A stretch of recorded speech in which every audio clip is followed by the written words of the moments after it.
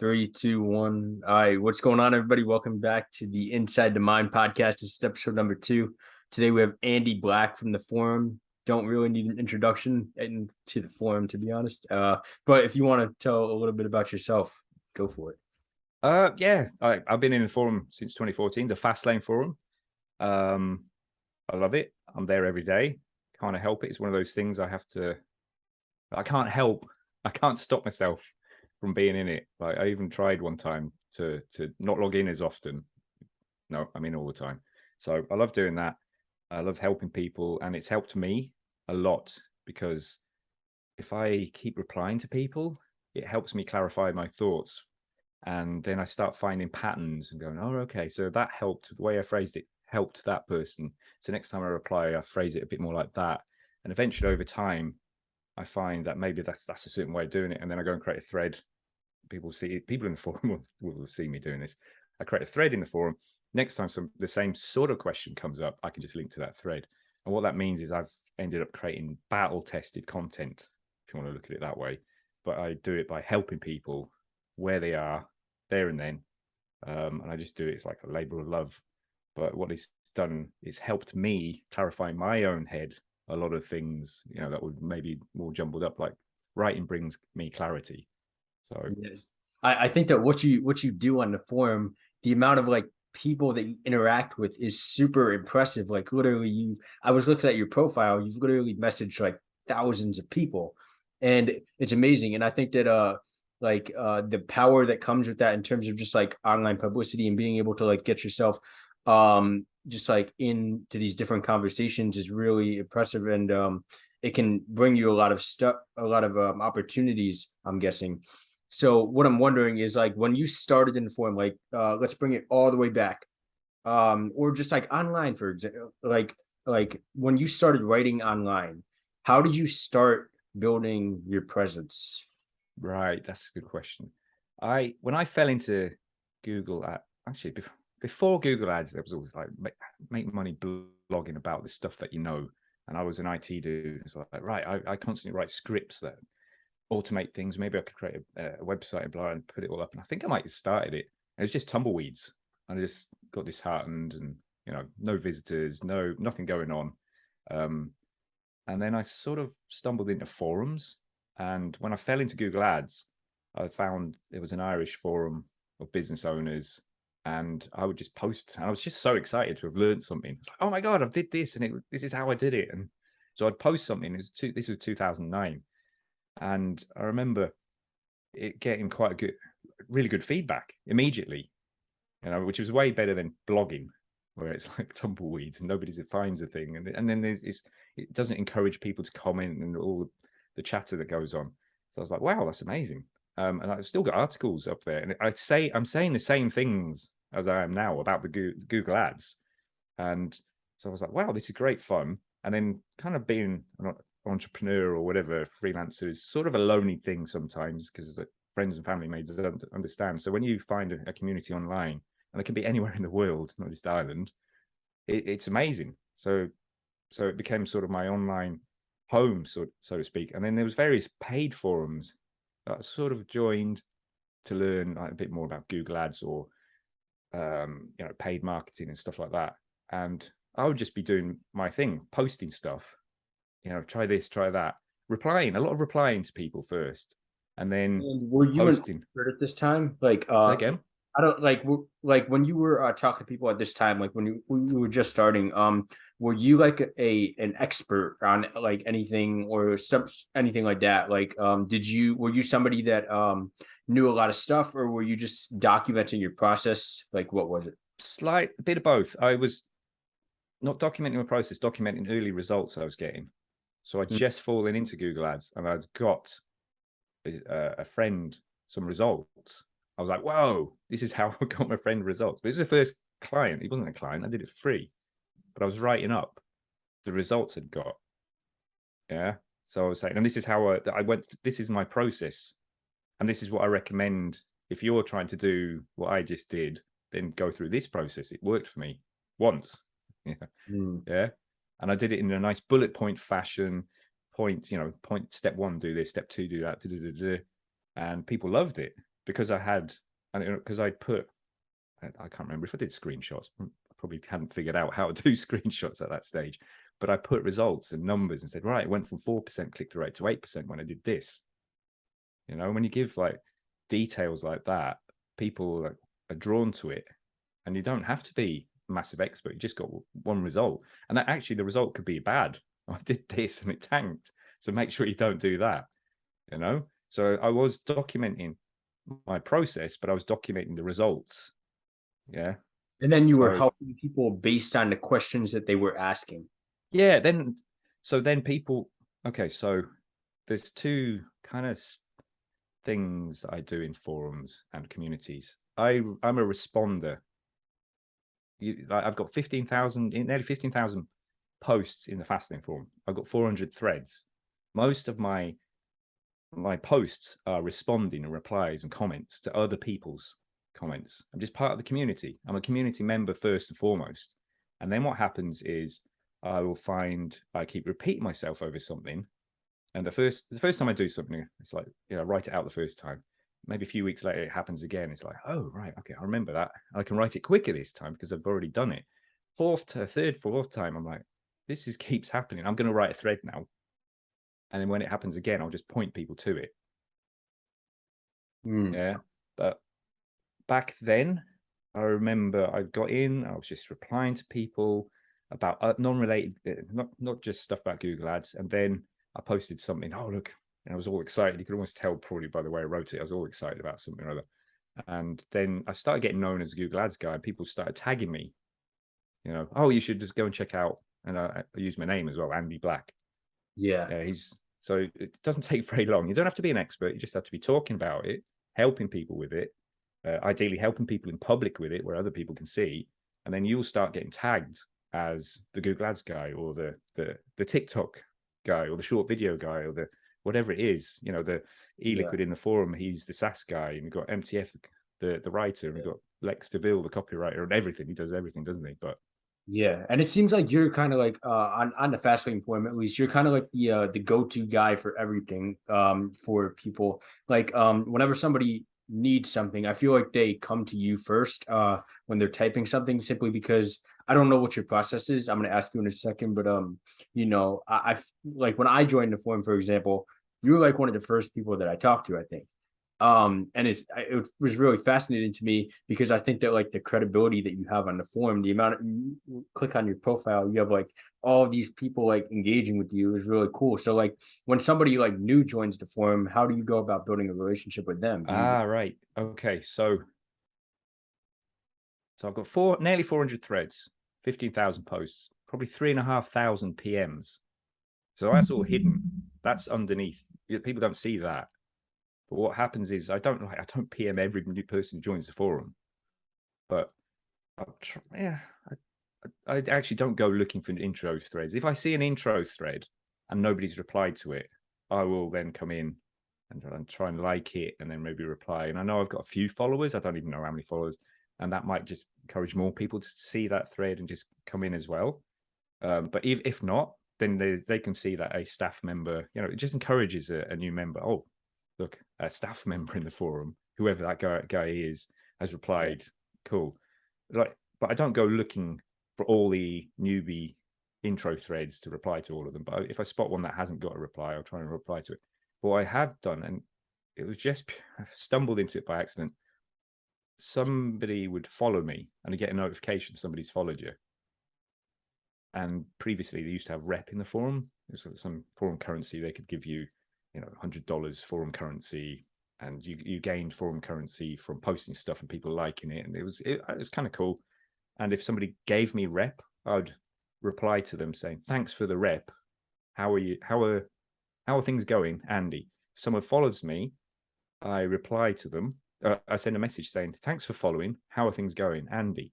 And that's purely from manners. It was just like, wow, someone's following me. Thanks for following. How are things going? And a little conversation would ensue sometimes. Sometimes they'd just say, I'm grand. I'm doing great. How are you? And it kind of peters out. The conversation peters out. Or it might often, more likely, they're like, wow. That happens sometimes where people are like, whoa, what? you've replied, sent me a message because I followed you. Wow, that's amazing.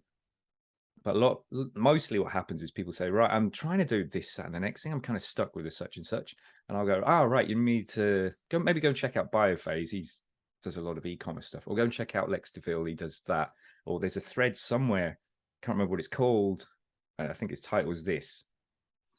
Maybe go and check that out. Or maybe say, go and check out some things in my signature.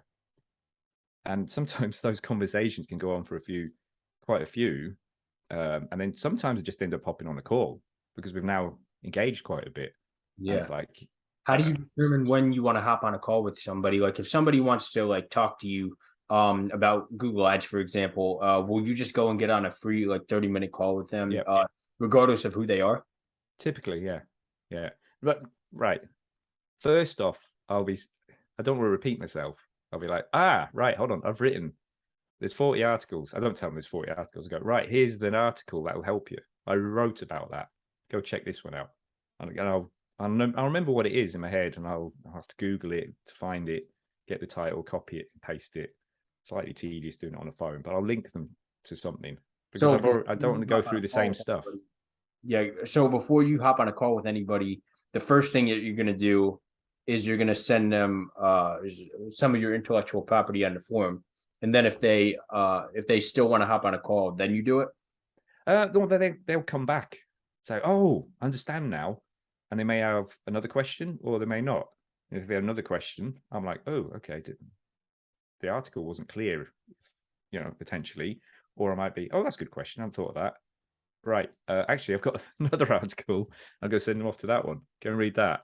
So what happens is I don't have to repeat myself. They get to learn in their own time. They don't have to hop on a call. And there's only so many calls I can do and I want to do as well. I've got a business to run and family as well. But if it gets to the point where sometimes it's like, look, and somebody might be sending me screenshots. This is what's happening in my account. And I'm like, I can't see some of the columns. Can you unhide it? And they're like, what? How do you mean? Listen, it's easy. Just hop on a call. Just get on a quick call.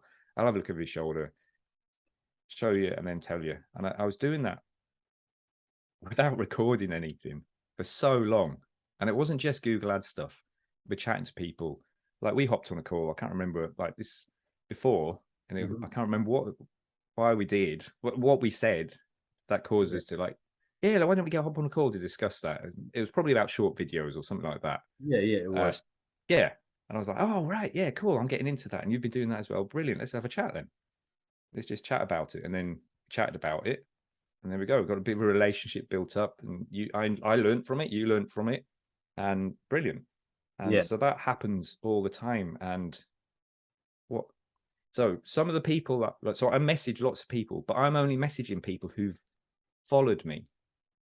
Who've raised their hands, or they say you're curious about something that they posted on the forum, so you'll message them. No, they have followed me. If somebody follows you in the forum, you can follow a person, and then they appear in your news feed. Their posts or their likes or whatever they're doing appears in there. So if somebody follows me, I literally message them and say, thanks for following. How are things going? I have a conversation, but I'm not having a conversation with everyone in the forum. I'm only having a conversation with the people who like something about what I've written, who've decided to follow me. So then that cold message suddenly comes out of the blue is not like, whoa, why is this dude messaging me? It's like, oh my God, I followed you. And wow. Yeah. So if you do that on LinkedIn, if somebody likes a post of yours, I don't know if you can do it. Can you just message them? I don't do this on LinkedIn, but you could just message, oh, listen, thanks very much for liking that thing. And a conversation could ensue. Yeah. With somebody, but it's not like a cold, whatever it's called, outbound message where you're saying, hey, are you interested in such and such? You posted something, they're interested in it and they liked it or commented on it. And I've had that happened where some guy posted something about web development stuff. And I replied, there was tons of other replies. And I messaged him because he was getting, those people were arguing with him. And I messaged him and said, privately, I said, look, I agree with you. I think it's really smart what you're doing, blah, blah, blah. And we ended up having a back and forth and we ended up on a call, became a client for a little bit. Yeah, I have a question about that specifically. So, like I used to go on LinkedIn and I would message people just like that. Like I didn't really have a following or anything like that. And now sometimes people will be messaging me and I'll get like, 5 different messages like, oh, I looked at Lucci Media, I looked at Lucci Media, it's my company, same thing. It's the same message over and over again, like they're trying to be personalized. But to me, when they message me, and I now understand that like when I message the other people, it doesn't feel personalized at all. So like how do you message people like that? How do you build relationships like that? For example, on LinkedIn without coming across as just like another one of those messages on the screen that's like trying to sell something. It's probably I'm doing exactly what I'm doing in the forum. I message people I've like interacted with in the platform first. Mhm. And like ideally, like if somebody follows me, and I was to message them, oh, thanks for following. I don't, because it's to I'll be just too busy doing that. Yeah, but for someone starting out, if you to do that, you're going to start building a network and relationships and win-wins with people so fast. But do it with people you've already interacted with on the platform. Interacted with meaning like liking their stuff and Yeah, commenting on. you might liked their stuff or reply to something. Here's the thing: if somebody posts some content in, say, LinkedIn, what are they trying to do? They're trying to get engagement, likes. You know, you want personally to, oh, it's great, I've got some likes, brilliant. But they're trying to do a bit more than that. But they know that the likes and engagement helps it to spread. So if you come in and reply, don't just go great posts, but like actually reply thoughtfully. Oh wow, I really like to and I back it up with this and etc. etc. And then they could reply. They could, or they might not. They could reply to that, and a conversation is now happening in public. Yeah, But it's exactly. helping their post getting more engagement and more eyeballs. It's helping everyone can see you as being a helpful or knowledgeable or supportive, or the way you communicate, you know, in a nice way or whatever it is. They get to know you on someone else's post. I'm not saying necessarily go out deliberately go, I don't do that. I don't say, right, today I'm going to reply to 10 threads on, because I know there's a strategy where they reply, it's on Twitter, reply to big accounts, get in first and try and reply. And then people see yours and it's like, what? No, literally just on your travels, if you see something, go, oh, that's really cool. I really like it. That's just exactly how I do it. I call it in my mind, I'm just bouncing around. I'm just bouncing around a forum. I spot something, I reply to it, and um, I send a message to somebody if they follow me. And because I started doing that, I don't want to break the streak. I've been doing it for 8 years. So if someone follows me, it's really simple to do on my phone. It takes like 30 seconds or whatever. Mm. Thanks for following. How things going, Andy? And just bang, it's gone. And I've forgotten about it until they reply. Yeah. And then something comes. And then, like I say, there's about 3,500 of those. Oh wow. Yeah, and if somebody is trying to like, let's say, build their service-based business or something like that, trying to, they have something that people need to know about.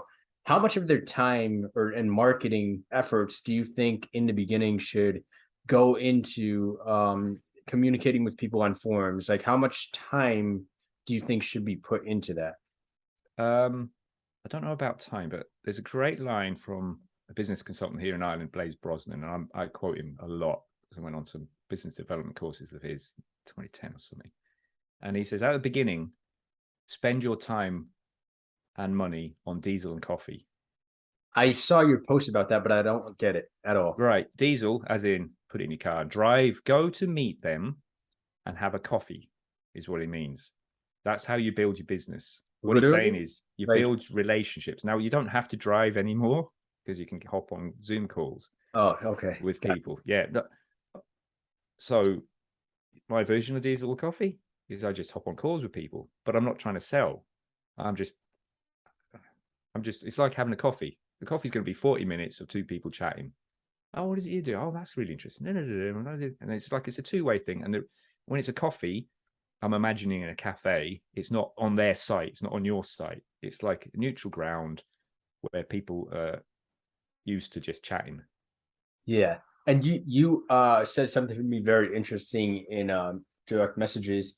You were talking about how the video calls, you said you're not trying to like sell anything on them, but you said that it turns like getting on a call with somebody turns them into a referral machine for you. What do you Yeah. mean? Yeah. Okay. So so when I worked in Dublin 2010, 2009, doing Google ads for a couple of two different businesses, I was reskilling from an IT dude to Google ads. I thought, right, there's a job, man, in a team spending 120K a day. Right, I'm going to learn a lot there. There's another job in the start. I got known somehow. Other people in Dublin would know, and I get an email saying, Andy, I've heard from somebody that you do Google ads. We need a bit of help. Would you be able to?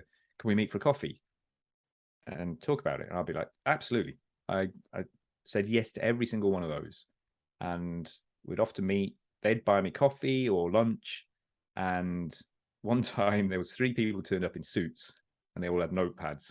It was so funny. So I had like a lunch. I didn't realize they weren't going to order food. They just had coffees. I was like, oh my God. So I sat there eating while they were sitting, taking notes.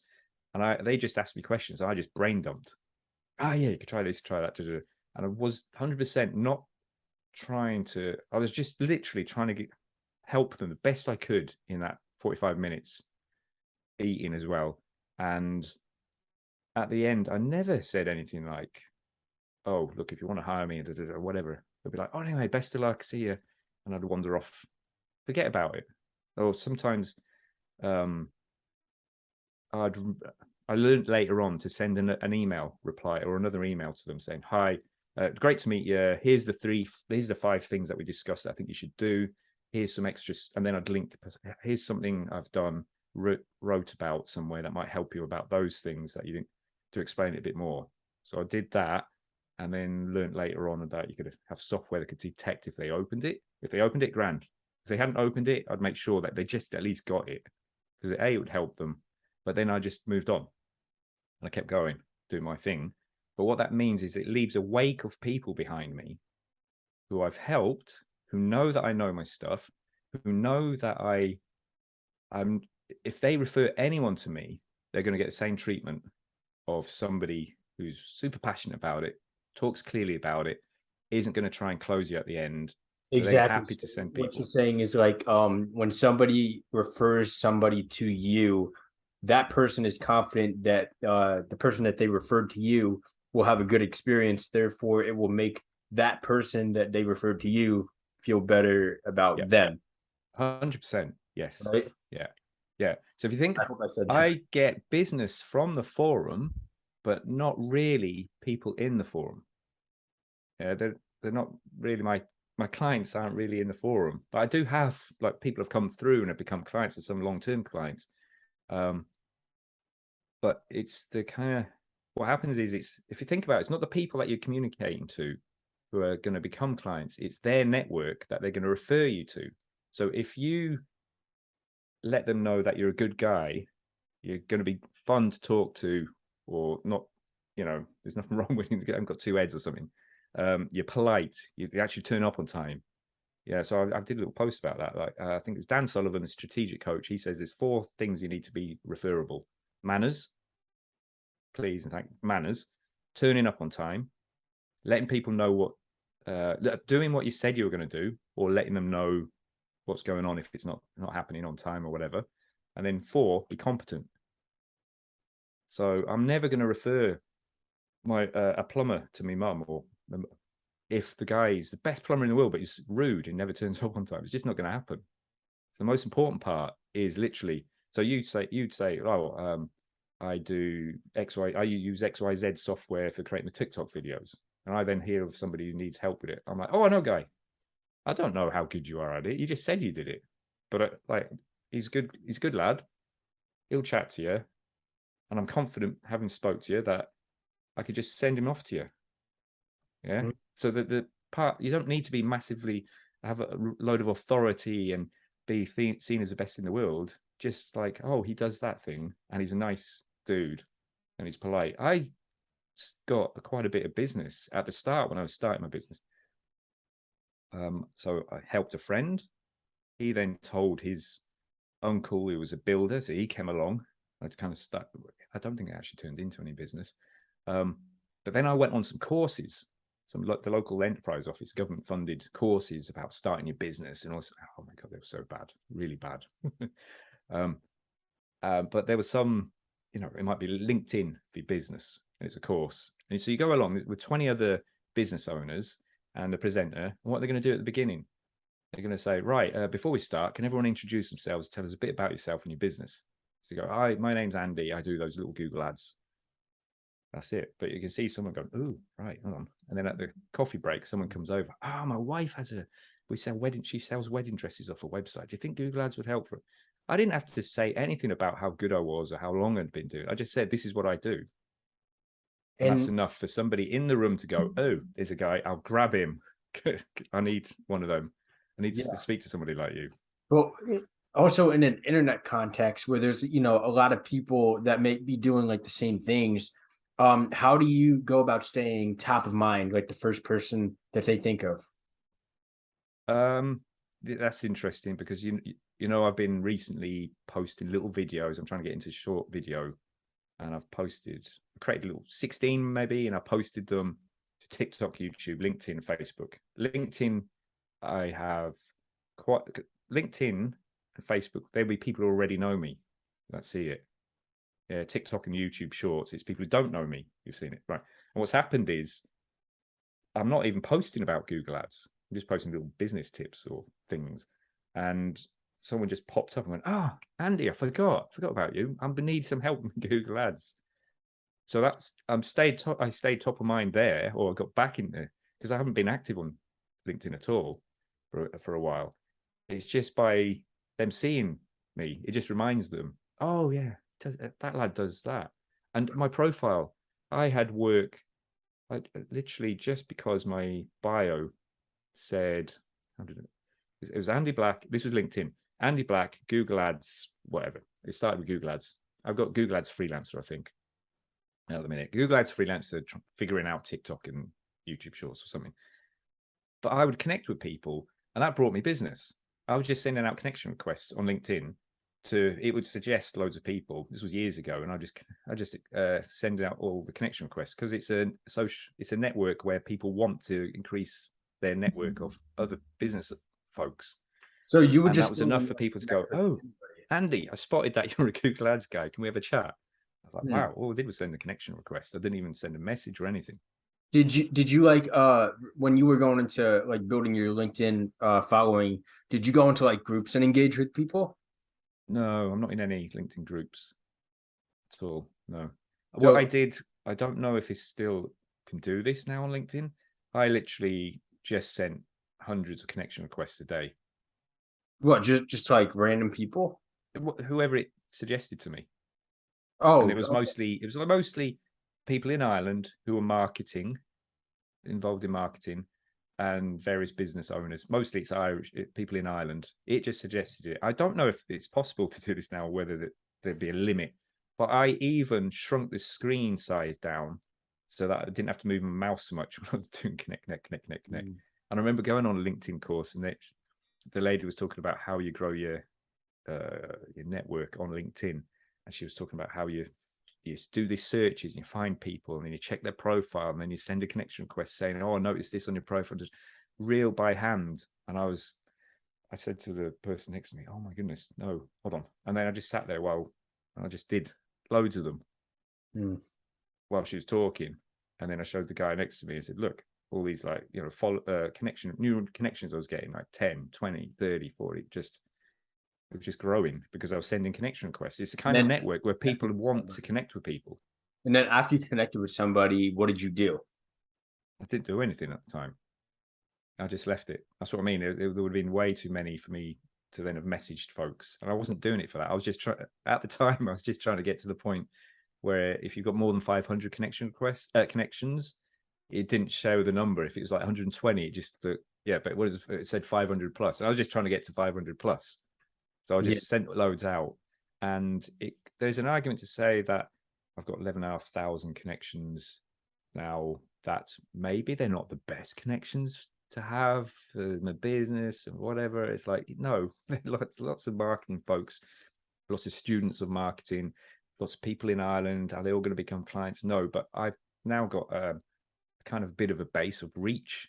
If I wanted to post something, if I was posting more regularly, if I posted good content, people could I've got like a pool of first connections that LinkedIn can show to. If you could go back, would you do the same thing? Yeah. Yeah. Hmm. If that, I would probably, I think I was lucky in, well, maybe it's not lucky. Maybe it's exactly what LinkedIn does. It tries to suggest people who are going to be good connection requests, connections, i.e. they're based in Ireland for me. Yeah. But if I was going to focus on a specific industry, like serving them, then maybe, yeah, I would do a search, find all those and do loads of connection requests. Yeah, maybe you send a little personalized thing, but I don't know. When I get a little personalized thing, I don't really read it. In fact, I'm almost got a thing in my head is like, I'm not gonna accept it if there's a big long thing. If it's just a connection request, cool. Like, everyone wants to sort of grow their network on LinkedIn and Facebook. If somebody sent you a connection request, you're much more likely to go and have a look, check out the profile. It's like, why have they done that? Do I know them? What's going on? Whereas on LinkedIn, everyone just wants to have a big network. You never know when you're going to need it. Like, might be have a job, send something in, find somebody in your network. Yeah, it's like it's a different sort of network where people are much more readily going to accept a connection request. Mm. But if mine said, so I have this on Facebook a bit where someone's person profile they've got and it happened. All right, so I've sort of got less active in Facebook groups because whenever I did, I would just get a stack of these inbound just connection requests, and I'd look at the profile and they'd be like, "I'm a high ticket closer for agencies," and I'm like, "Dude, no." So your Facebook page or your main Facebook profile, in your opinion, I remember you telling me this should be completely just like you, and you shouldn't be selling anything when somebody clicks on your page. Uh, no, you just sprinkle it in, maybe. Yeah, Like no, there's your no should. There's no bio. should. There's people do it, make it work either way. But me personally, mine is a personal one. I've got loads of friends and people from school and I still connect with and relatives and stuff. So I'm not going to post loads of work related stuff on there and bore them. But I have on the left, it links to my Facebook page. And at one point, it linked to my little website. And I have dad, husband, Google Ads, freelancer as my little bio. So it leads with dad. So I'm a person first, and this is what I also do. Oh, he's a Google Ads dude. That's enough. So if I'm in a Facebook group, and so there's a few, say, 3,500 Irish business owners. So I just wanted to be in a Facebook group of business owners in Ireland, and I was just bouncing around, chatting with folks, interacting, being a peer, the same as everyone else, not trying to get leads. But occasionally, what will happen is they will come, somebody will go, I do it myself. Oh, that's a really interesting. Well, that's a good response. He's smart. And then I might check out his personal profile. And what I'd like to see in the personal profile is not a big thing that says what his business, but like a personal one. I scroll through and I see pictures of them on, not necessarily kids, but like they're away and doing stuff and little thoughts and this and that. It's a normal profile and a little nod in the bio of, oh, by the way, this is my business and this is what I do. Or maybe, occasional post of like, oh, wow, just hired somebody to do X, Y, Z. Oh, I might even post that. I've got my 14-year-old to help now in the business. It's great, Yeah. So I would be confident to like, oh, this person isn't in that group posting stuff to try and, as with an ulterior motive, as a lead gen thing. They're just bouncing around in the group, helping people, a Yeah. normal person. Yeah. Cool. I have an interesting question for you next. So, there's a concept called the Dream 100. I'm sure Yeah. you've heard it. You seem like a really good person to ask this, but like if, for example, if somebody's making a list of 100 people that aren't necessarily their customers, but are people that have their customers put together, like I know that you quote Jay Abraham a lot, who has your clients. So like my question is like, if you want to get in front of those people's audiences without having to pay, what would be the process that you would go through to build relationships with those people? Right. That's interesting. Okay. First off, I haven't created a Dream 100, a list of 100 people that I want to get in touch with. I think it's Russell Brunson came up with that one, possibly. I haven't done that.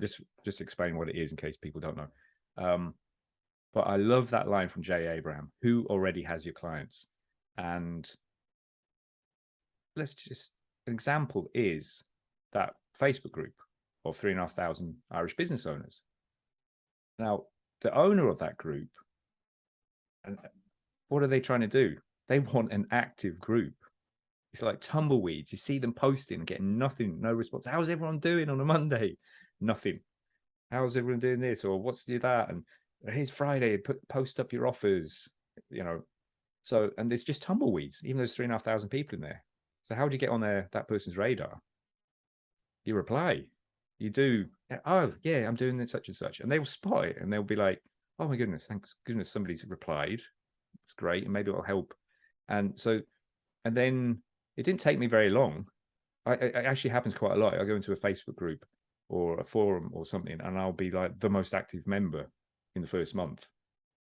And it's just me replying to what somebody said. I'm just helping to get the engagement up. And you 100% you'll get on the radar. You might get on the radar. They might be suspicious of you. So, you know, you don't, that's one thing. You don't come in, right? This is how you do X, Y, Z. You know, I know as a moderator in the forum, when somebody comes in and posts a big article, especially if they have a link at the bottom, you know, they're doing lead gen. But if it's a big article and they're talking to, they're not part of the, you know, talking at you, sorry, not with you. So you don't do that. So you think that going into groups and posting large articles is not a good idea? I think so. Not until you're known. Yeah, no, this is interesting because I just do it. I just do my thing, and I don't until somebody asks me. I'm like, oh, hold on, what did I do? No, yeah. So I did that. I came to the Fastlane forum. I have loads of Google Ads articles I posted very, very fast when I first joined, and that's because I'd literally come from another forum, and it was getting shut down. I was like, oh no, I need to grab all my content before it disappears that I've posted in there. So I grabbed it all, put it into Word or something. And then when I joined the forum, I was like, oh, wow, cool. This is going to be my new place. And I just sort of opened my suitcase and hung my clothes up, just like put my articles up again. I remember when I got made a moderator, maybe a year later, and I read through the sort of like, there's sometimes threads, they're quite quiet, but then maybe it'll be like, oh, there's something going on here or something there, or maybe this. And then one of the moderators had said, oh, this Andy Black guy, my red flags are up for him. And I remember, like, he literally, once I got in, he goes, oh, Andy, you might have read some of the stuff. I love what you're doing. And I think it's amazing that you're constantly replying to people or you're messaging people and stuff like that. But I was like, wow, shit. There was probably the ban hammer hanging over me when I joined the forum, posting all, because I'd come with all my stuff and it looked like a lead gen play. I was in to generate leads for my service. How do you make it not look like that, like at all? Even like obviously, you know, everybody's trying to sell something, right? Not everyone is trying to sell something. That's the trick. Not trick. Shit, I don't want to call it trick. I don't. Maybe I have that People wrong. have to have their mindset right that you're not trying to sell something. For me, right. So when I talk to people, when I was in Dublin and I meet for lunch, I was not trying to sell something. I was just trying. I was so excited about explaining it. I'd get the book out and I'd draw doodles and I'd see the aha moments of when they got it, and I'd be like, oh my goodness, that's a great way of describing it. I'll remember that for next time. I just wanted to. It was like just wanted to tell people this is how you do it, not like that. Everyone says it's no, actually, I learned this. Just gave it all away, and I was trying to help folks. So should you never, like, when should you tell somebody, like, oh, here's my website or something like that? Like, when do you go to that extent? When they ask for it. So what, only when they ask for it, you never. Oh, interesting. Yeah. And also, like, in the forum, so I think when I joined, I had a little membership for Google Ads. I've started membership a few times and I killed them because I just don't enjoy it. It's not fun. It's then work. Whereas the forum is like, doesn't feel like work. I'm just bouncing around. You know, it's a break from work. But then I just knocked it all on the head and forget courses. I'm not going to do courses. There's enough content out there online, and I focus on serving clients, building the campaigns. I'm really good at it. I just do that. And then one guy either messaged me or replied to a thread saying, Andy, brilliant. I've been through all your Google Ads threads. It took me 18 hours. I was like, what? Oh my God, no. I was like, no, it shouldn't take 18 hours. It should be up and running within an hour. And then people were saying, Andy, have you got a course? Andy, have you got a course? And that they asked that because I'd already created content that helped people. But it's almost like I created so much damn content that people then prepared to pay for a shortened version of everything I'd created. Yeah. So what I did was I created a course. I made it an hour long, really short lessons, no fluff. It would be like the lesson would say how create, it didn't even say how to, because that's irrelevant. You don't need the how to. Create your first campaign. The video would start, it'd be 2 minutes long or less. And it didn't say, in this video, we're going to show you how to create your first campaign. The flipping title said it. I just go, click here, click here, click here, click here. And this is what you're trying to do. Done. I didn't finish it either. And then the next and the next and the next. And I put that into the forum, and just a little, not a simple little sales page. It's not really, I didn't try and sell it. No, I'm not a copywriting person. I don't want to do it. I just like, here it is. You get this, this, this, and this, cost this. And I think it was $400, 300 if you remember it on the inside, and it was 1 hour long. So it's like, so you could pay for $300 to go through it in an hour, or you could spend 18 hours for free, go through all the content. So some people that don't have the money, they've got the option to go through that. Other people, Oh, that just answered a question I have. I maybe you probably have a lot more to say about this, but one thing I've always wondered is like, should you give your best stuff away for free if you're selling something, like a course or something like that? Like, how do you go about just like, putting everything out there? Because obviously you need to give away good stuff if you want people to come in. But like, how do you go? Would you give your best stuff away for free, or do you hide yeah, stuff? kind of, yeah, I would.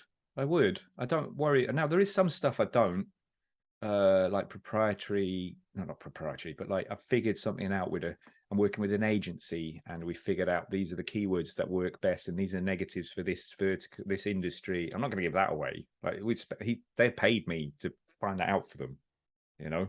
Yeah. And also, even if it was like my own clients and I figured it out and worked, I'm not just going to publish that everywhere, because it will make it harder for them going forward. But how I do stuff, why I do stuff, what I do, like somebody could try and replicate it, but how are they going to pull together all the bits? My thinking is, if I post so much that actually it's the problem people have on YouTube. They could go to YouTube. Why would I pay for a course? There's so much stuff on YouTube. Right? Good luck going finding it all, finding which order to do it all in, having it succinct. Or like the reason people pay for a course or a coach is to speed up the process. So my thinking is, post everything. Just post so much stuff that all those little breadcrumbs, one will help somebody. They'll come in, they'll see all the others, and they'll be like, guy knows his stuff. Some people are never ever going to hire you. They want to learn to do it themselves. And when they want to learn to do it themselves, they're split between the ones who are going to pay and the ones who aren't going to pay. The ones who are not going to pay, we're never going to pay anyway. They're not going to pay. The ones who are going to pay are going to see all this content and go, wow, that's too much for me. Have you got a shortened version? That's what I'd like, is where people go, can you, like, is there an hour long version? I'll pay like 500 quid for an hour. Yeah. So I actually think I positioned in my sales like, look, my course is it's 1 hour long, it's 300 quid, or you can go to, there's a 24-hour one on Udemy, that's $10, you know. So you're selling time saving. Yeah. Got you. Okay. Yeah. Yeah. And yeah, there's something interesting. I want to get your thoughts on this. I was reading a book by Douglas Kruger recently. He was talking about how he put all of his book, he put every single chapter out there for free, all in like one article, 50 different articles. His book is called 50 Ways to Do Something. I forgot. But he put all of it out there for free, and he said that book is his best-selling book, even though he put all of every single chapter out for free. Yeah. How does that work? Because I don't want to print them all out. Hmm. I want the printed version. Yeah. So I just bought something on Audible. I'm halfway through. I like it, so I've ordered the book, because I want to, maybe I just want to get, there's some bits I'm like, I want to go back and want to make notes on that in the margin. I want the book on my shelf, so just even seeing it reminds me. I don't want the Kindle version. I don't want the online version. I actually want the physical version in my hand. Hmm. Got Yeah. you. And then there's gosh, what's her name? Kat Norton, Miss XL. You've probably seen her on TikTok. She does these little dancing and then does little videos, and she's all Yeah. energetic and hippie happy kind of. Um, the vibe coming through is great, and she's making XL interesting. But Hmm. it's like a tiny little snippet. This is how you do something with a really short 10-second thing or 15-second thing. This is how you do X. This is how you do it. Like, why? Post one of them a day. Like for me, it could be like, this is how you turn off search partners permanently. This because Google keeps flipping turning them back on. This is how you adjust bids. This is a tip to do. Tons of those out there right Mm. now, so people can get each one, but it's not a course. They'll be like, Yeah. right, hold on, what order do I do all this in? You know, what's the best? Right. So if I was going to do this for a local service business, what's the process? What's the process? I could do things about what's the process. Bang, bang, bang, bang, bang. Oh wow, never thought that. That's a great process. How do you elaborate on that? Well, I could actually create out a little TikTok for each of the other ones. This is how you do that step, that step. I could post stacks of them. It's the order, I suppose. There's no order in them, and Yeah. people will pay for the order. And you go, no, you don't need those 10, just these 3 to get you started to this point. Interesting. Then you need these 3 afterwards. And if your results was this, then you go for those 3. If the result was that, go to those. So I'm putting these structure, and that's what the people are paying for, to get through faster. Otherwise, they go in any old order, and they're like, "But you said that in that one, and not in that." Ah, yeah, it's because there's different situations or something. So as people kind of like move up the value ladder, you're just making it's just like you're selling them easier ways to do it. Yeah, yeah. And And then the ultimate one is like yeah, a done for you service. exactly. Yeah. Yeah. Yeah. And is that like is a done for you service like something that you think everybody should be providing if they do it? No. Like, what's interesting is Or, the more I think I posted this on LinkedIn and Friday, and it's done quite well. It just occurred to me, and I was like, right, if you just post about what you do and how you do it, you're going to get people following who want to do what you do. So I'm going to get Google Ads freelancers following me who want to be Google Ads freelancers, not the people who want done for you clients. So I have to post, if I want done for you clients, business owners who go, jeepers, this lad, I need to hire him for Google Ads. Then I need to be posting business content that they like, sprinkling in a little bit of Google Ads. Maybe like, so that the one, my TikTok that's done the best, like 9,000 views, I tell a little story about how, a story about how I helped, or not, how I helped to sell Google Ads as a service to a couple of private investigators. That story could be applied to if you're selling Facebook, or if you're selling copyright, or if you're selling any, like, it doesn't matter. I just use Google Ads as an example. It made the story more concrete, but then they go, oh, that's a really good technique I can use for my law firm or whatever. Oh, and that lad does Google Ads. So I made it so what I'm trying to do on TikTok and everything is, I'm not trying to make sales. I think that's important for me, and I think that's probably something that people, if they can try and figure that out, you're not necessarily trying to do it to make sales. You're trying to, we know about it, you're trying to add value. You've got, oh my goodness, I keep repeating this. I just need to put it up there so I can link people to it in future. And I don't have a call to action at the end. Initially, when I posted that, I had a little call to action at the end. Follow for more tips. I got rid of that, and then the thing took off. The first time it didn't. so you think that you're a fan of not putting any calls to actions in any of your posts? Yeah, Real like yeah. what Because about like the forum and stuff like that? No calls to like what about your signature on the oh, my forum? signature's there because sometimes I'm on my phone and I need to link to something and I can't find it. I have to Google for it to find it and then link to it, and I can just say, oh, go click the thing in my signature. Go Yeah. click that one. So I have a few choice ones in there that I constantly send people to. So I say, go and check out XYZ in the signature, or I can click it myself, get the URL, and go and say, right. I more often do that because some people can't find the signature. If it's portrait, they can't see the signature. You have to turn it sideways. So that's why I have it in my signature, and often it's for my own benefit, so I can find my own stuff. And then I have right at the bottom of mine, I've got like follow on YouTube, follow on TikTok. I'm not telling Yeah. people to. I would say like I saw in your signature you also have andyblack.net. I might have got rid of that. You did? but I don't tell people to go to it. Or I might have a call to action, go, visit, learn more at, right? That's in my signature. So has that doing that has that driven any results that I are don't think so. I don't think so. Probably not. I don't really get much through my website. I could probably do more with that. I don't have an email list. I could probably go and create some free lead magnet or free course or something, and then focus everything. Or TikTok, my profile, it's the bio URL, whatever it's called, everywhere. I could just maybe send everything to something. I just haven't figured out what that something would be at the moment, because who am I trying to appeal to? So I've got it there on my TikTok profile, like andyblack.net at the moment, for the people who want to find out or want to contact me or want to learn more. I don't want to send. It's the people who are really interested. I want them to have a way to learn more, but I'm not going to tell them at the moment. But later on, and also what that does is it allows me to kind of just post whatever I want and see what resonates, see what does better. I'm figuring out, a little story with a bit of detail, with a little moral of the story, something actionable that people can do, and a little one-liner, show don't tell, or whatever it is. That's worked for that one. And I tried another one with a little bit of a story, of a little bit of detail, and the 12,000 products and 10,000 with this and 2,000 with that. Yeah. And that's gone reasonably well. And the ones where it's more, can I say, platitude style of like, it's nice. Oh, that's great. That's true, but not helpful for me, kind of thing. Whereas if I put a little story with it, context, and then put the thing, oh, I get it. Like if I tell a personal story, and also that's what works, isn't it? Telling personal stories. So Yeah.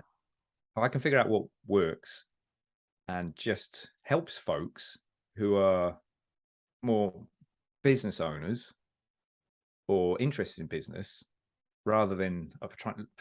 I don't want to be posting lots of Google Ads stuff, because what will happen is I'll get people who want to do Google Ads following me, and I don't mind that.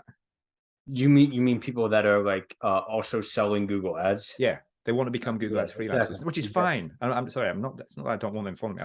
I just think there's loads more people I can help than just those. Like if I look at in the forum, 40 of my posts are about Google Ads, and the other 360 are not. Yeah. Do you have like a basically I guess a target audience that you specifically try and target for your Not service? really. No. I have, I suppose, what is it? The personas and avatars in my head of people I've spoke to. I literally can remember speaking to people and going, "Oh, this person," or they signed up, paid $3,000 a month, like that. After 15-minute call, boom. Oh, how do I pay you? Send a thing, boom, it's paid. It's like, whoa, So I kind of know that that's an avatar, and I can even tell my like software developer, like we're in Basecamp chatting, I go, oh, this is just like such and such, and be like, oh, right. So it's not like a made up avatar. All right, we'll put a beard on him and this and that. I go, it's just like some guy we've dealt with. So there's always people I've spoke to, and I know that there's people who are just starting. They haven't started in business. They're all tangled up. You see it in the forum. All the different like people are completely tangled up, and people don't believe in themselves. And then there's people who have got a bit. They're going and all this stuff. All right. So there's all of those. What I'm doing currently on TikTok with the videos is I just want to create videos that I can send people to, because it's stuff I keep repeating. I'm basically taking stuff that I've maybe said in the forum that's done well, or LinkedIn that's done well, or Twitter's done well as a little thing. Oh, so that story about the private investigators, I posted that to Twitter last year, and it did quite well compared to my usual stuff. I was like, whoa. So I made it in a little video. I posted it. So now I can keep sending people to it. So if I'm chatting to somebody and they're not getting what I'm saying, I go, right, I've got a video. Here it is. Done. Yeah. And I think if I just keep doing that, what I'm doing is I'm creating content that is kind of battle tested. I know it helps people. Same as in the forum, but I'm now turning it into video. I'm thinking about me doing it in the forum, so people in the forum know me. Great. But can I can I do that in other platforms that are just huge compared to the forum? There's communities on TikTok talking business and marketing. There's communities on Twitter. There's communities on LinkedIn. There's all these platforms. And if I can just take the same content and just post it everywhere, and just 10x, 100x the potential number of people it can reach. So Mm. that's kind of what I'm doing. And there's a great line I heard a while ago. It was, don't tell the same people different things, tell different people the same things. Wow. Yeah. Yeah. So when you figured out something that works, you need to 10x. get it in front of more people. So when I figure out what's really works, so that video where I talk about the little story about the private investigator, it's 13 seconds long, and I've redone it and it went better than the first time, and I did a couple of changes. Like, oh, that's interesting. Yeah. I can add B-roll to it and see if that goes even better. And then if it does it really, really well, then okay, that works. That helps people. There's good replies and all of that. I could put ad spend behind it. Why should it only just be shown once until the platforms just stop showing it? I just could put $2 a day behind it and let it run forever. And maybe I should have a channel with 7 really, really, really good videos. I just turn off all the ones that don't work. 7 really good ones, and I just put ad spend behind them. And I stop telling different things to the same people, and I just say the same things that work to every day. A new person sees it, goes, "Oh wow, never thought of that." Comes through. Do you run paid ads for your Google ad service? No. Oh yeah, I want to ask about that. If you were to run paid ads, how would you go about that in like you said, a diesel and coffee scenario? Like, how would you turn paid ads into something like that, into genuine connections, rather than, I'm selling you this? Okay, hold on. So I would be trying to. I'm trying to imagine if I have to. I'm trying to imagine if I had a client come to me and they say, "Well, Google Ads as a service, what would I do for them?" Yeah, like if they came from a paid ad. Oh, right. Sorry. If someone came to me from a paid ad, right, I would want the content that they've read or engaged with or whatever to have warmed them up to understand what the service is and to self-select themselves out if they don't want to do it that way or don't like my style. So I'd probably have content like I would probably have content that shows me because they're going to be working with me. Yeah. And it's going to depend a lot on what they typed in. Right. So if it was Google Ads, somebody comes to me. I've done this with SEO, by the way. Okay. So let's imagine it's SEO. A guy wanted Google Ads run for his SEO business. And I was like, okay, so people look for SEO and then location, SEO Dublin, SEO Cork, SEO, all the places. So they're looking for a guy locally who does it. And then also they're in each of let's imagine states, New York. So they're in New York looking for SEO freelancers. They're in California looking for SEO freelancers. I'd run a campaign targeting people in California who are looking for SEO freelancers, SEO agencies, SEO this, and I'd have in the ad California SEO agency or California SEO freelancer, ? As in, are you looking for that? Click, come through the page. Are you looking for an SEO freelancer in California? ? We serve the whole of the US. We're really good at that. We'll hop on a call with you. That's how I'd approach it. Yeah. And I know that I read a lot of stuff about your thoughts on like landing pages and stuff like that. When somebody sees your paid ad, would you send them to like a funnel with a bunch of like steps and stuff like that? Like, here, do this, download this, or would you just send them to call somebody here? Like, Yeah. would you do It that? depends what they're looking for.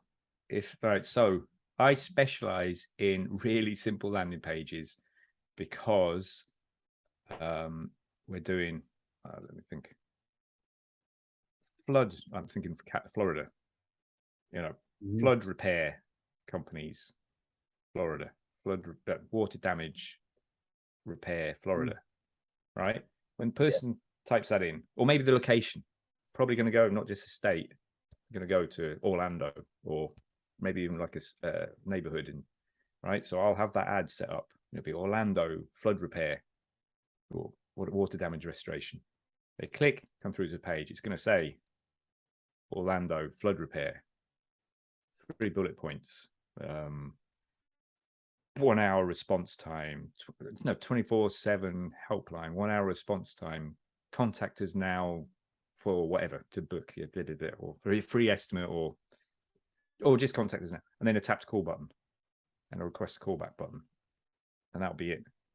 And Nothing else. even what if it's like a service where, like, for example, like maybe let's say a consultant where somebody doesn't know them yet, like, would you just send them to a page like that, or would you find a way to kind of like, pre-frame them? Probably have a bit more content because it wouldn't be an emergency. Yeah. Yeah. So then that would be, like I said, so if somebody's looking for an SEO agency and they're in California, put California SEO agency, you click on the ad, come through, you're going to have a little bit at the top, like, book a call, or maybe you don't want them to just any old person to book a call. You're going to send them through like a questionnaire, and depending on what they've answered, they get sent to, here's some articles you can read, or whoa, your budget is this, come book a call with us. But yeah, you probably would want to put more content below the fold for that, like a bit about who you are, your processes, testimony, the usual stuff, services, make it look more legit. But I would start the Google Ads campaign with just that real simple headline, 3 bullet points, maybe not tap to call button if they don't want phone calls, or request a call back, or contact us, whatever. Just get going with that. And while that page has been built and uploaded, be running ads to it. If we see there's volume or potential volume, then it'd be like, right, let's start adding more content below the fold. Or maybe the content is being added below the fold already as I'm running the ads, but I want to be running ads as soon as the first part is up. I want it up with just a really small page. Then I'll be running the ads, and then the developer is or copyright, whatever, they're adding more content below as the ads are running. Because and the media buyer, I need to know if we can even get visitors to the page. If we can't get visitors to the page, what's the point of putting all that content on it? And do you think that the like if somebody clicks on a landing page and it's like get all of this like $19,000 things for free, like do you think that that has its place, those types of things? I find with Google Ads, and I've discussed this with some copywriters, and it was an insight for them, and it was an aha moment for me that they were like, whoa, I never thought of that. I do it a certain way. Copywriter is going to put a lot of content on it, typically, because that's kind of their job. Whereas I'm like, no, hold on, I don't know what they were. I need to find out what they're searching for first, and base what content we put on based on what they're searching for. And I don't want to assume that they want the reason they're doing it is this or that. That this is Google Ads, so the search intent, they typed something in. That's all you know. You don't know why they typed it in necessarily. Look, family lawyer, Chicago. Like, well, why are they doing that? They're getting divorced, or is there something going on with like whatever? You don't know, so you can't necessarily put too much content and turn off the people where it doesn't apply to them. So we start with less and we start adding more, or we do it in such a way that it can cover all these different things. So sorry, I'm not sure I've answered that. I personally don't create really long landing pages. We create them short and we grow and we add little bits to it. And often it's testimonials and pictures of guys with their vans. Well, to me, I personally, and like, I know I'm not the standard online user, I get turned off when there's just too many bullet points to go through. And you can scroll, what's the price? Go to the bottom, there's the price. All this other stuff is like jeepers, Yeah. That's me. I know other people will read it also. Oh, really? Oh, Yeah, wow. some people are. Some people are like, will read everything. But what you do there is you have like headlines. So the skimmers, the headline, and then the small print, not small print, but smaller, more details. So some people skim, just read all the headlines, and they go, oh, that was interesting. They stop, then they read that part, and then they skim again. Yeah. All right. Yeah. This is okay. Yeah, I'm gonna switch the topic real quick. I wanted to go get a little bit more information on what you thought about the Dream 100. I remember you stopped talking about it at Facebook groups. What if it's an Instagram influencer with a lot of followers, for example? Let's say they have like 200,000 followers or something like that. Like, I know that you said you didn't make a Dream 100, but like how would you go about like getting a relationship with somebody like that that has a lot more credibility than you do? Um, I'll be right. First off, it's kind of like you don't reach. Yeah, I get it sometimes. Can I ask you a question? Somebody mails you and go inbound. Can I ask you a question? It's like, you already have. Like, or can I do something or other for you? It's like, I don't know. Can I help you? It's like, I no, you're making me think. I don't know what. But if better would have been, hey, I do short videos. I could take this content and make short videos. That's still not going to work, but that's better. But what if you just actually did it? Why do you need permission? You just go, right, there's wow, I just did a montage of your stuff. Yeah. That I just, those things that are doing, like, here, I did it. I just sent it to you. Here, fill your boots, Yeah. go and see how that does. Whoa.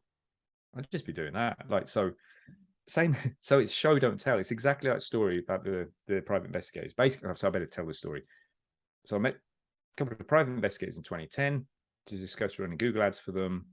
I asked them, what would you search for if you're looking for a private investigator Kildare? So they said private investigator Kildare. I got them to search for it. I'd already set up the ad. So they saw the ad for their business. They were like, whoa. Once that back went, that's clever. I like that. And then so they signed up. I'd already done it. I don't have to, you don't wait for permission. So you just go and do it. So they've got 250,000 followers. What do they want? They want more followers. They want better videos. They want more this, or you spot something up. I do that quite a bit, and it's not intentional, where I'll be on a website and go, oh, hold on, this is broke, or maybe you should move that there, and don't have your email address. You can get spam. Change that account, and I'll just screenshot it, put an arrow, send it to the business owner. I end up in a conversation. Oh, thanks. But it's normally that. Every now and then, oh, right, okay. I'm not saying any of those have ended up becoming a call because I haven't tried to. I've just, on my travels, I spot something. So on your travels, looking through their Instagram account, pick something that's worked well, or pick something that could work well, and just rework it for them. If you're trying to reach them to help them with their video editing, just go and do one and send it to them. Here, I did this for you. Or the other one is, you could create a video. Imagine you somehow created a video. I've seen YouTube channels where they'll talk. There's like a really good video somebody done about Elon Musk, and they just took some of his speeches, his talks, some where he's actually they made a montage, whatever. They put a lot of it together and made a great video, 5-minute video, and they just put scenes as he's talking on stage somewhere, but they put the scenes of, like, he would talk about something at Tesla, and it just scenes of Tesla, and then this and that. That's like, whoa. And they put it up on YouTube, and it's getting them thousands of millions of views because it's Elon Musk. Is he going to get it taken down? Probably not, because it makes him look good. And wow, somebody just did that for me. So you could do it as well, potentially, and put it on your own channel and go, right, this guy is doing such a great job of X, Y, Z. He's broken this down. It's this. Look at this video, the way he's done this, the way he's done that. Bang. Is that person going to say, oh, take that down? Or they're going to get maybe some of their friends or some of their followers going, whoa, I've seen this video breaking down your video. They love what you're doing, and blah, blah, blah. All right, awesome. Yeah. And by the way, I know it's getting late by No, you. that's grand. No, yeah, you probably have to go soon. So like I have like a couple more questions. I'll just like be a little bit quick. So what are your top 5, let's say top 5 favorite marketing strategies? That Jay Abraham one. Okay, first off, let's define what marketing is. Because I see a lot of folks, and they just confuse it. They just make it confusing. It's just a label. Doesn't matter. Like, but they think it's advertising. Marketing is running ads. It's like, no, hold on, that's advertising. Or then no, that's not marketing. That's sales. That's sales. That's marketing. There's a big argument over that. It's like, oh, bloody hell, it doesn't care. If you're a business owner, you don't care. You just want it done. Right. Marketing to me is find out what people want to buy. That's step 1. Find out. Step 2. Find out how to sell it to them profitably. And then 3, do it. Like, you find out by doing it anyway. So maybe you don't need 3. So what do people want to buy? How do you sell it to them profitably? So just go do that. Right. So if that's my definition of marketing, a market is, right. So the market is not all the women in Dublin who like tennis. That's a demographic. Okay. What are they buying? Or what are they already buying that indicates they might buy your product? So it's all the people who went into the tennis shops and bought the racket. All the women who went and bought a racket. That's your market. market is an established cash flow, a demonstrated cash flow. I got that from on the Tropical MBA podcast. I was like, oh my God, it's like an aha moment. So what are people already spending money on that indicates they're prepared to spend money to solve the problem that your product also solves? And how would you Yeah. go about finding those people on the internet? Well, I personally okay, so I like Google Ads. You asked before, do I run Google Ads for myself? I like Google Ads because there's search intent behind what they're searching for, but it's cold. They've gone to Google, they've typed in something, you've identified that when they type that in, they're a buyer. They're searching with a credit card, not a cup of coffee. They're not an info seeker. They're buying. They want to buy turmeric capsules, not what is turmeric. Yeah. So I like that. But even better than that is that Jay Abraham quote, who Mhm. already has a client. So I like we discussed, I don't run Google Ads for my Google Ads business. Some people think that's like, oh, you should be running Google Ads if you're a Google Ads guy. It's like, no, I shouldn't. There's better ways of getting business. And I don't recommend starting with Google Ads if you're just getting started. I recommend spending your money on diesel and coffee. Go make relationships, make friends, build relationships, create win-wins with people. They may or may not be your target market. It doesn't matter. Just get started. What will happen is that people start, oh, you do that, and they'll start referring, etc. That's brilliant. That's how you get started. It will snowball. Anyway, then what happens is you get more, more people want access to you, you have to start saying no, and then you create content, send people to that. But you then get kind of not pickier, but more selective about who you chat to, because you have to, because you've only got a certain amount of time. Mm. So for me, what works for me, who already has my clients? Agencies who have loads of clients in a particular industry, like criminal lawyers. They're an agency which just specialize in criminal lawyers, and we do the Google My Business, the SEO, the websites, and the blah. We need a Google Ads guy to do them. We've got like 100 of them. Can we get you to do Google Ads for one and maybe do the rest? Blimey. And Isn't then, that better than me trying to find one, trying to yeah, go ahead. Oh, and then will you when you find those people, will you go and find communities of them and talk to them online? at the minute what's happened is they find me. Like, so me just being bouncing around, haven't done it for 10 years. People just sort of, they come, I get Well, emails from coming through. referrals, basically. It keeps coming through. Gotcha.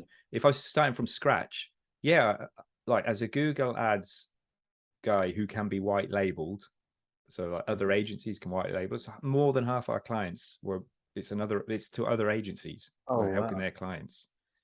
I would find Facebook groups of Facebook ad agency owners, people Mhm. trying to grow Facebook ad agencies, because they have loads of clients in a particular industry, potentially, maybe like, I don't know, gyms or something. And they'll be like, right, they keep asking us for Google Ads. And I actually saw this. There's a big Facebook group of Facebook ads agency owners. And one guy popped up and he asked a really clever question. He says, like, I'm a Google Ads guy. If I was to try and do such and such, how would I get involved or get seen by people who are trying to find Google Ads guys? And then people popped up, oh man, what a great, me. I need help with this. My clients do. And someone said, oh, that was a great question. That was so good. You just like, oh, you nailed it. This is the right community. This is the right place for you to post that. Mm. So I would literally, right. The ideal, if you go into a community, is you go in as a peer. I discussed this actually on one of Rob O'Rourke's Fox's Oh, me too. programs. Yeah. Right. I had to think about this. How I would advise someone about. So what's worked for me is go into communities as a peer. If I'm a Google Ads guy, I do not go into a community of electricians. What can I say? Like I can't talk about any of the electrical work and the this and that. I'm not an electrician. I've gone in like a wolf in sheep's clothing trying to get leads. Okay. So I join communities of peers. I'm in the Fastlane forum. I'm a business owner, same as other business owners or aspiring business owners. I joined a community of Irish business owners. And then what happens is, all right, so I use software, Thinkific for my courses. So I joined that Facebook group. And then what happens is you bounce around. I ask questions. How do you do this? Someone replies, oh, brilliant. Thanks very much. I'll reply with something else. If somebody says something, oh, I found this works good. And then somebody might say, oh, God, how did anyone tried this? And I was like, oh, use a keyword planner. And then you've got a little conversation. Before you know it, you might become the Google Ads guy in that group, but you joined as a peer. Mm. But in that group, and this has happened, in that group of people using Thinkific, some of them have big Facebook groups. And then what happens? They invite you into, oh, look, I've got 14,000 personal trainers in, this has happened in Australia in my Facebook group. I sell courses to them for their certification and whatnot. Can you come in and be our Google Ads guy? Can you not be our Google Ads? Can I invite you in and can you help them with any Google Ads stuff? I'm like, okay. So then what happens? The group owner introduces you to everybody and says, hi, delighted to have Andy Black in here. He's a Google Ads guy. I've been chatting to him. He's brilliant. And it's sound. He introduces you to his community as a Google Ads person because you're adding value to his community. And I can't tell you the number of paid forums and Facebook groups I am in for free because they want me in because I add value to the community. That is super interesting.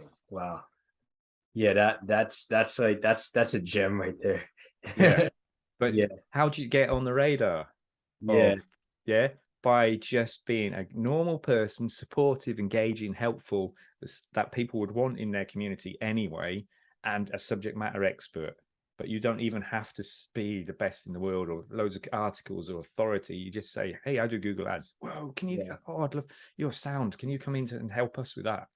Yeah, and to get to that point of like a relationship with somebody in the group, when you first join a group, like you shouldn't just go and like copy and paste an article like you said, right? No.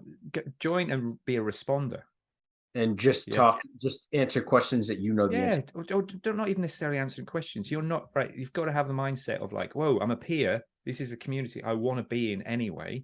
Thinkific, like, and then people talking about courses. Who've got an email list? And I might say, oh, I'm trying to use ConvertKit or this. Oh, which the genuine questions I've got. Then someone, says, oh, I've tried to use card.co with the landing page. Oh, I've used that. I found this works. And I do a little screenshot pointing to this button work. I'm a peer. I'm a member of the community. I've not gone in to try and make get leads or clients or whatever. And I just bounce around. I have that. So you're just not like everyone else. But what will happen is maybe something pops up and you can answer it, and it sort of gives people an indication that you do.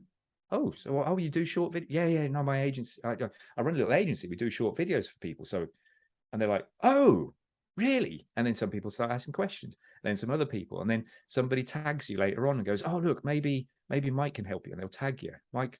And so you pop in and go, hey, thanks for tagging me. Before you know it, people are like, oh, so Mike's the video guy. Mike's a video guy. Really? And then maybe the group owner, and this is what happened in that group of 3,000, the group owner reached out to me. Andy, can we have a chat? Oh, yeah. Can you do a workshop for us? Yeah, Absolutely. Yeah, sure. And I did about 4 workshops. And one of them is on my YouTube channel, a 90-minute workshop. And I brain dumped. There's no wow, call to action at the end. But wow, got the recording. I got the 26 points. I was like, oh my God, I'm actually finally going to get all this stuff that I've been talking to people for years in one workshop. I'm going to record this. It's free for these 17 business owners. It's actually her paid area, her paid group. So I did the free workshop and she put me in that for free. And that's wow. all from being seen and being helpful, being engaging, and then them going, oh, Mike does short video. Whoa. But like Mike's a sound guy first, not, oh my God. And she even got on the phone with me and said, Andy, like, and she must be approaching mid-60s or something. She's so funny, lovely lady. And she's like, I normally don't trust you guys, you digital marketers. I was like, right. I was laughing my head off. I was like, right, okay, look. And then I said, look, let's just, hold on. We'll just do the call. You tell people I love doing it, and we'll record it and shove it in if you've got an area, and I'll maybe put it on YouTube if that's okay. Blah, blah, blah. Done. And afterwards, after the call, the next day, oh my God, that was so good. But you know what, Andy? It wasn't even the material. It's you, the way you're just so passionate, excited about it, and blah, blah, blah. So if you just go, honestly, if I don't, maybe it's just me and people don't replicate to be yourself, but just be open and enjoy it and all that stuff, and not try and have these ulterior motives, and things will happen. Because it's that the fourth thing is that you're competent. You don't even have to be competent. You just say, oh, I do that. Really? I'm really looking for someone who does that, and I'll tag you next time. Yeah, great. Yeah, that sequence right there is super valuable to me. Hopefully to everybody else too. But I have two more questions. So when you say start by using all of your time on diesel and coffee, what would be the ideal sequence for that? Like, what to like from the point of starting to getting somebody on a call, like what is the ideal sequence exactly what you go through in that Ooh, situation? right. I just document as I go along. And Mhm. I've been doing that before Gary Vee said document as you go along, or document, don't create, or whatever. Because that was an IT thing. Mhm. Yeah, like as my job was to keep systems running. This was 15 years before I fell into Google Ads. Mission critical systems. So like if something fell over, whoa, I'm instantly writing down the time the alert came through, what happened, blah. And then as I'm working, I am documenting, I'm screenshotting, I did this at this time, I did that at that time, so that we can go back and figure out what the hell did you do wrong halfway through your solution, or okay, next time that happens, we can do it that way. That's the right. So I just document. It's a habit I've got, and it's also for my benefit because I can't remember like 3 months later what the hell I did. So document as you go along. Anyway, bounce around in the forums and Facebook group communities, hop on. It's just organic, just conversations. It happens. Then what might start happening? So what I mean is that it's not a process. You don't go that and then this happens. You just do that. That's part of your habit, of your life, the way you work. So I try.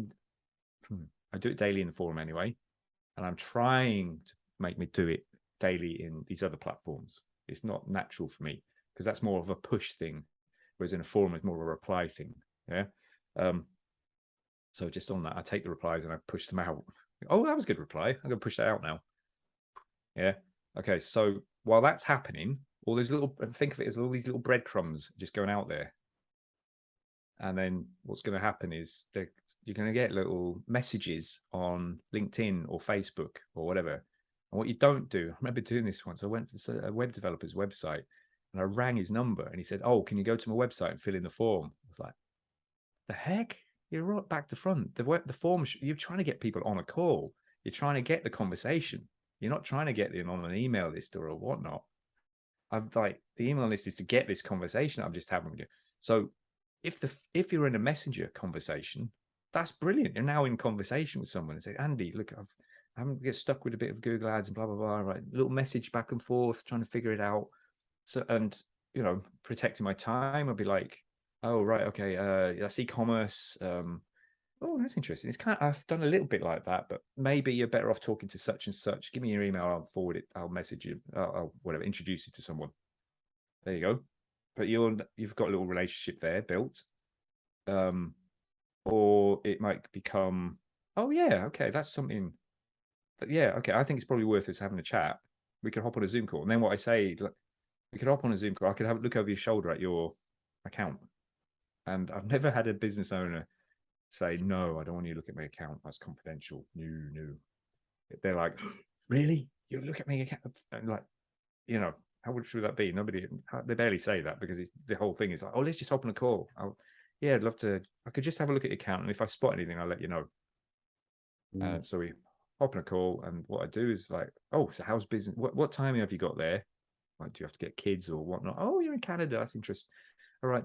So how's business going? And then I shut up because then like nobody asks them. The wife doesn't ask me, but nobody asks and cares. How's business going? They let rip. Oh, right. Okay. So how did that go? And why? And what happened then? And why did it tank? Blah, blah, blah. Anyway, let's have a look at your account then. Right. So, now we can see. And then I show them their bleeding neck Mm. really quick. Oh, okay. So half your budget's going on desktop and it's not converting. It's all mobile. You should be putting all the budget to mobile because that's actually constrained by budget. Oh, so you don't do snow removal. You just do carpet cleaning. Well, you spent 200 quid last month on snow removal. So I'm trying to find where they're bleeding money so they can stem it. But it also has them going, oh my God, no. And then but at the end, I go, right, here's what you should do. Doing. See you. Best of luck. Yeah, great. Yeah. Yeah, And yeah. I'll email you the things and some more videos. Bye. Because I'm now back to doing my client work and stuff. And I don't follow up. It should always be closing. My definition, I don't like the word closing, but always be closing to me means keep going. Someone up the road is going to bite your hand off. While you're trying to convince somebody who's not bit your hand off, somebody will. But I've left that trail of people behind me. You go, whoa, he knows his stuff, that lad, and he's sound, and he's not going to try and close you. And they refer more people. I don't know if that's the process. Nobody's asked him the process before. I just throw stuff out there. Stuff comes back. I just be me, bounce around, not trying to sell. I'm a techie. I lean into that. I get all passionate. Oh my goodness, this is exciting. Yeah, I've done that before. And it just kind of works. Now I am trying it different now. I'm trying this whole push content out. It's new to me, this TikTok and YouTube, pushing it out deliberately to get more people don't know me to get to know, like, and trust me. But what I've done is I've built, like, for instance, courses. My courses, I've proven that when someone knows, likes, and trusts me and believes that I know Google Ads, some of them will buy a course from me. So now what do I have to do? I have to get people to know, like, and trust me and know that I know Google Ads, and I've already got it set up. Yeah, great. And then, okay, then the next question is, what's your favorite business book of all time? Obviously, I like The Millionaire Fastlane. I love listening to that. Besides Fastlane. Yeah, no, I love that one. I love listening to it. I listen to it every now and then, every few years, because of MJ. He's the way he just narrates the story. You can tell he's like almost ranting. He's just annoyed or something. He's just put passion into it. All right. Ones I love, Built to Sell. I love the little small books. Built to Sell by John Murillo. Automatic Customer by John Murillo again. And there's a lovely little book. It's great on Audible as well, by Derek Sivers, called Anything You Want. Really small.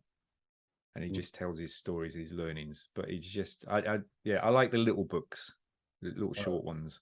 I'm not really a book reader now. I find the podcasts and YouTube, everything is just so current, so on topic, in one topic. Yeah. More. You're mostly Audible. Mostly Audible you listen to? I've got Audible, but like I will buy, if I had a choice of 3 books, I'll pick the shortest one to listen to. Or I prefer to listen to a 1-hour podcast, or ideally a 10-minute podcast on that subject. Yeah. And then I might get sucked in and start, oh my God, they explain that really well. Let's go and binge listen to some more of his other stuff while I'm driving. Typically when I'm driving, I'm doing a trip to go visit my mom or something.